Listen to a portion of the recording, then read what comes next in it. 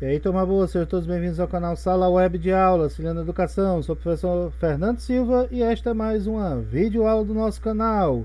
Então vamos para o nosso conteúdo de hoje. Na nossa videoaula de hoje teremos Ciências nono ano. A estrutura da matéria parte 2. Assuntos abordados serão elemento químico e número atômico, revisando um pouco o conteúdo passado. E tabela periódica. Este conteúdo você encontra no capítulo 2, nas páginas 46 a 49 do seu livro didático. Então vamos aí para o conteúdo. Elemento químico e número atômico. O núcleo atômico dificilmente tem sua estrutura alterada por fatores externos.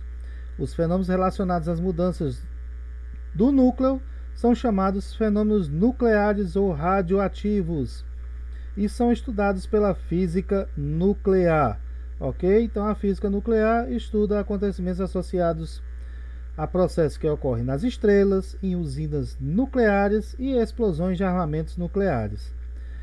Os químicos observam que, durante as reações químicas, o núcleo dos átomos permanece inalterado, ou seja, quando um átomo se une a outro, essa união acontece por meio de modificações na eletrosfera. Então vimos aí nos modelos atômicos que o átomo é dividido em núcleo e eletrosfera.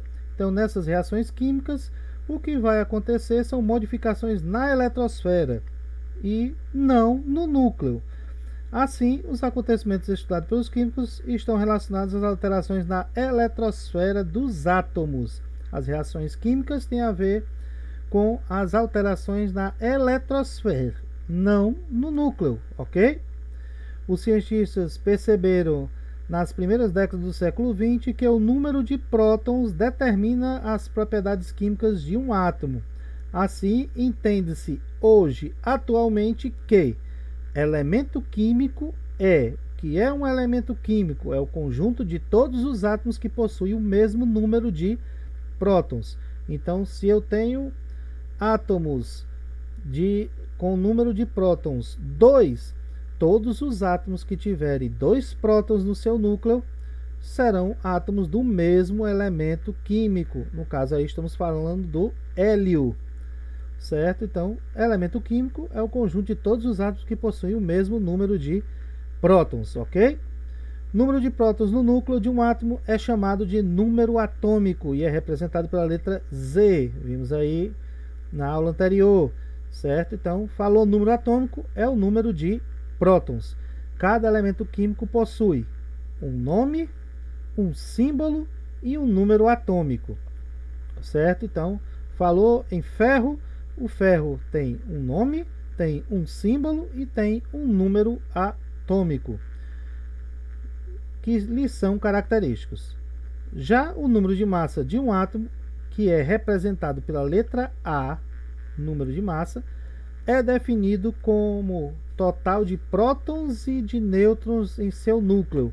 Como nós vimos na aula anterior, prótons e nêutrons têm basicamente massa 1, só que elétrons são quase 2.000 vezes mais leves. Então, como eles são muito leves, são desconsiderados no resultado da massa final do átomo. Então, considera-se o número de massa, número de prótons e nêutrons, ou seja, a massa de um átomo está concentrada em seu núcleo. Então, número de massa é só somar número de prótons e de nêutrons, ou seja, prótons é Z, número de massa é o Z mais N de nêutrons, ok? Representação para um átomo.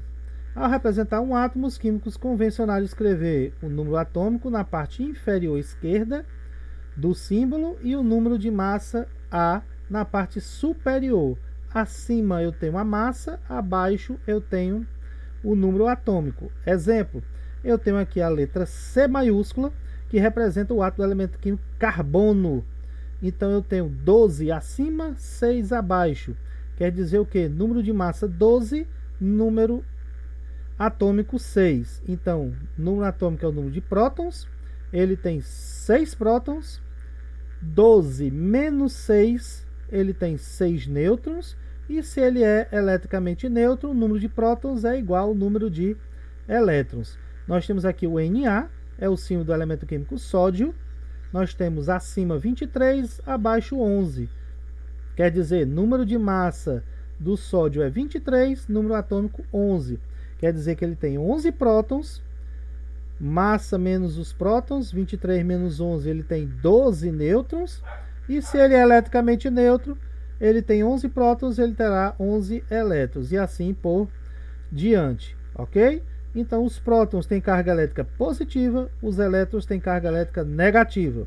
Se em um átomo o número de elétrons for igual ao número de prótons, então cada carga negativa anulará a carga positiva e a carga total será nula, ou seja, zero. É por isso que dizemos que o átomo é eletricamente neutro.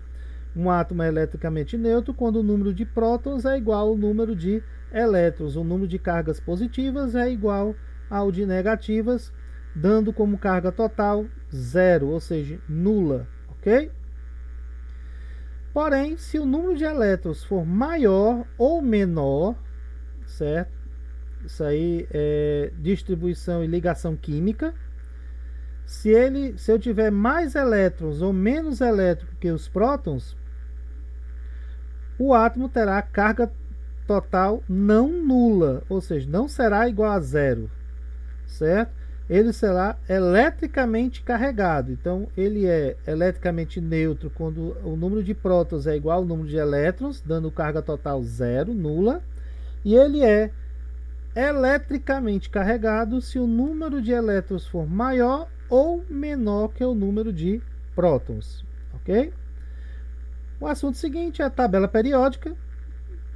Todas essas informações foram colocadas em uma tabela, certo? Aonde você tem os elementos químicos com essas informações. Na tabela periódica, você tem aqui, na página seguinte, vamos apresentar aqui a tabela periódica dos elementos, ok? Constituída desta forma aqui.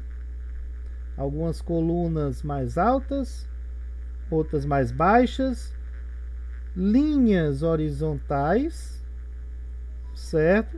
Sendo que nós temos, em uma única casa, temos vários elementos químicos, certo? Vamos falar nas características dessa tabela periódica dos elementos. Nela estão relacionados um em cada quadrinho em ordem crescente de número atômico. Então, a organização da tabela é feita a partir do número atômico de cada elemento, certo? Começando do 1, aquele que tem número atômico 1, e seguindo em ordem 2, 3 e assim por diante, ok? Existem 7 linhas, sequências horizontais, cada uma denominada período. A tabela periódica atual apresenta 7 períodos. Os elementos com números atômicos de 57 a 71 são chamados lantanídeos. É uma série que está naquele quadrinho, um único quadrinho tem vários elementos. Então, do 57 ao 71 é a série dos lantanídeos, do 89 a 103 os chamados actinídeos. Aparece na parte dos demais abaixo da tabela. Os lantanídeos, todos eles pertencem ao 6º período, e os actinídeos, todos ao 7º período. Note que nesses períodos há um número de quadrinhos que indica a localização desses elementos. Ou seja, voltando para cá, nós temos aqui esse quadrinho, que indica que nessa posição tem todos esses elementos. Então, para não tornar a tabela bem extensa, nessa linha horizontal aqui, do 6º e do 7º período, colocou-se todos esses em um único quadrinho, só que aí a identificação de cada um está logo abaixo, ok? Famílias ou grupos. Cada uma das 18 colunas, que são as sequências verticais, é chamado de grupo ou família.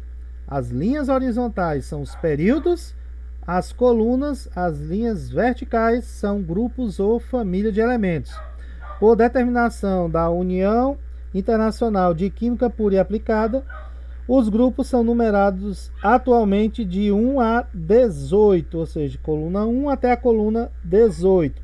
Mas ainda há quem utilize a representação anterior com as letras e números, ou seja, a coluna 1A, 2A, 2B e assim por diante, certo? Elementos com propriedades semelhantes ficam no mesmo grupo. Então, aquela coluna, por ela ser mais alta ou mais baixa, indica que aquele grupo de elementos que está naquela coluna tem propriedades semelhantes. Alguns dos grupos, por importância para a química, recebem nomes especiais, como o grupo 1, a primeira coluna, né, é o grupo dos metais alcalinos. Grupo 2, alcalinos terrosos. O 16 dos calcogênios, o 17 os halogênios e a última coluna, que é o grupo 18, hoje também chamada anteriormente de grupo 0, o grupo dos gases nobres. Nós temos o seguinte: elementos representativos de transição. Os grupos 1, 2, 13 a 18 são denominados elementos representativos. Como assim, professor? Essas colunas mais altas, 1, 2 e do 13 ao 18, são os elementos representativos. Esse grupo da coluna mais baixo são os elementos de transição.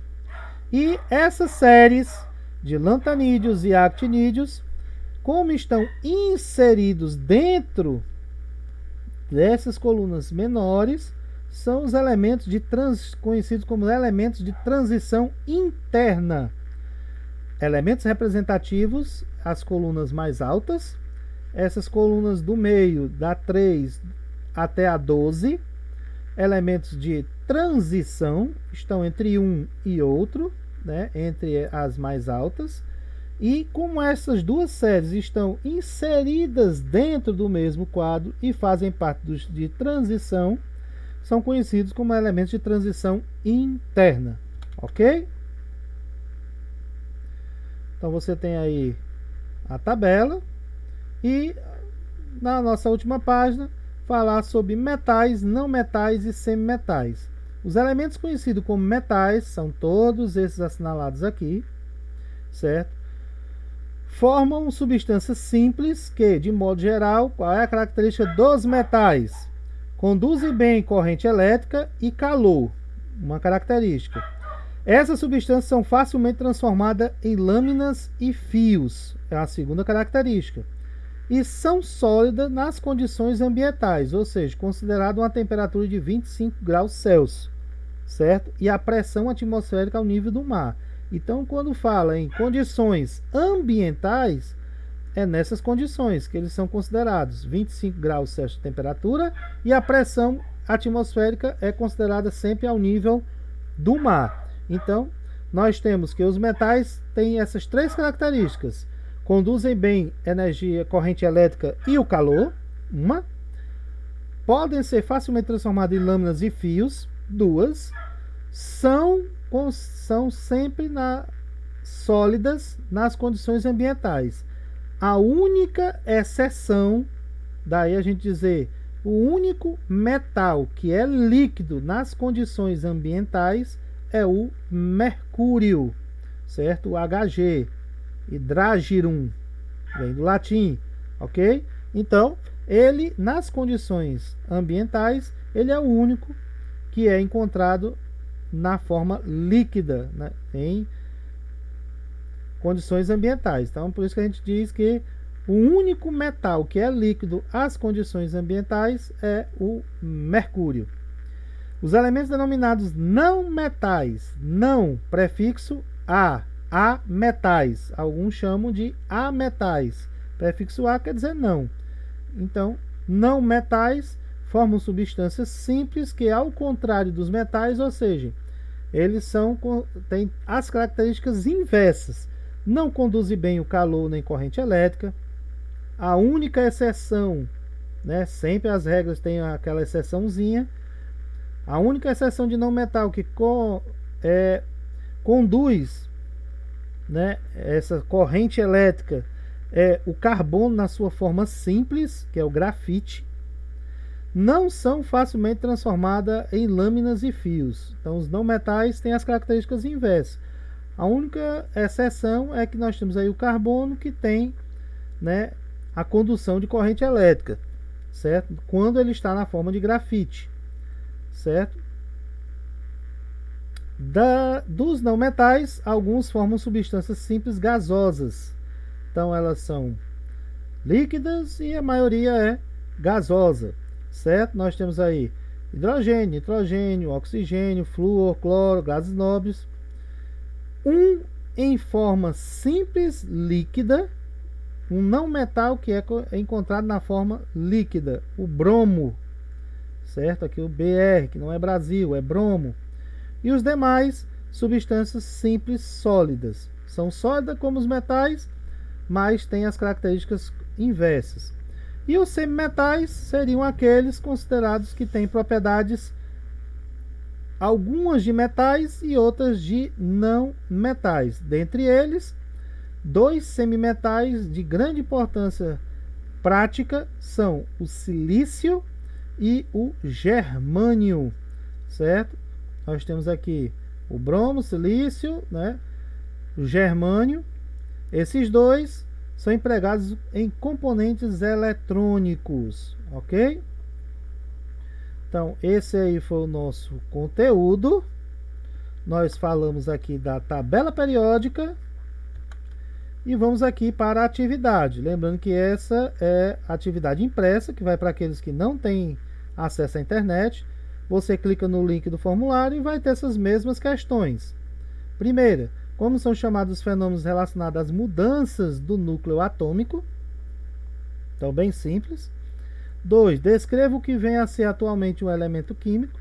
Ou seja, hoje, o que é um elemento químico, considerado um elemento químico? 3. O que é o chamado número atômico e como é representado?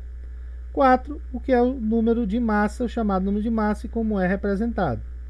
Bem simples, já falamos até na aula anterior. 5. Explica o que significa dizer um átomo é eletricamente neutro. 6. Explique o que significa dizer que um átomo é eletricamente carregado. Então, você vai explicar quando ele é eletricamente neutro e quando ele é eletricamente carregado. 7.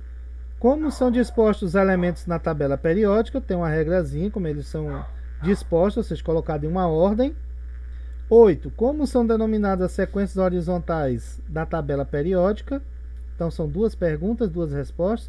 Como são chamadas as sequências horizontais, ou seja, as linhas, e as sequências verticais, as colunas, só como são chamadas. 9. Quais são as principais características dos elementos conhecidos como metais? Falamos aqui de 3, né? E 10. Qual é o único metal que é encontrado no estado líquido nas condições ambientais normais? Ou seja, o único metal líquido, ok? Então, essa aqui é a atividade impressa. Você vai clicar aí no link do formulário. Será enviado para o formulário online, certo? Nesse formulário você encontra aqui a primeira parte, que é a identificação, a importância de você colocar o seu nome completo, certo? Porque tem gente colocando só o primeiro nome. E o que é que isso pode acarretar? Se você é a Joana e na sua sala tem 2, 3 Joanas, só pelo nome Joana não tenho como identificar de qual é essa atividade, de quem será essa atividade. Então ela não será computada. Por isso é importante você colocar o seu nome completo. Assinada a sua turma, feita a identificação, clique em próxima e aí você tem a mesma atividade que a impressa, com a vantagem que você não precisa copiar no seu caderno, certo? Basta responder aqui. Lembrando que tudo é obrigatório, vocês têm que responder tudo para poder enviar. Clicou em enviar, pronto, a sua atividade está encerrada, ok? Lembrando que nós temos aí o nosso canal, certo? Se você não é inscrito, se inscreva aí no nosso canal, ative o sininho das notificações para ficar sempre antenado com todas as nossas videoaulas e lives, ok?